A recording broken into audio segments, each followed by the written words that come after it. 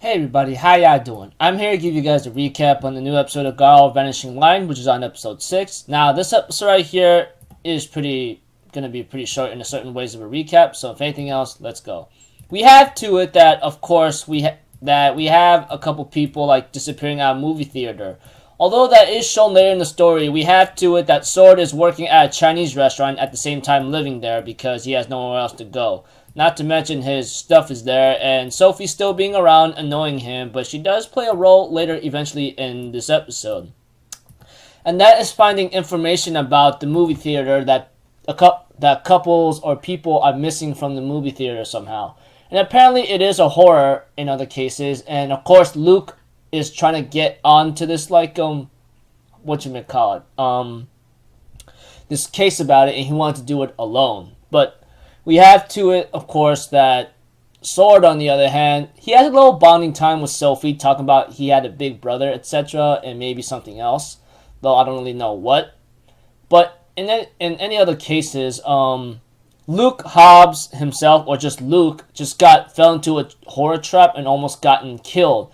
If it weren't for Sophie's information that she found out in the internet with people telling her about the seat of L13 or something, Sword would not be able to save Luke. Although Sword got information from the place that he's living and working at right now, is that Luke just disappeared, and Sword, with the help of Sophie's information, managed to save Luke from being devoured by the horror. Of course, we get to know a little backstory about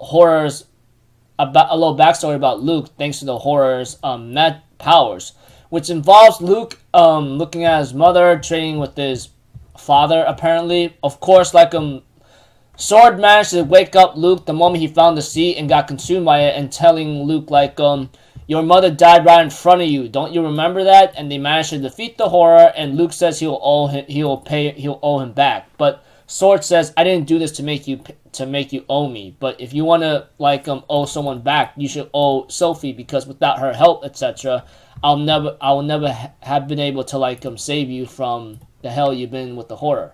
So in this episode, of course, it's always going to be a horror involved creature, except this one's a movie theater, which involves eating people alive when they go on seat L13. So until then, I'll see you guys in my next video. So I'm out for Zero, people. Have a good day, and I'll see you guys next time. All right, peace out. Bye bye. Toodaloo.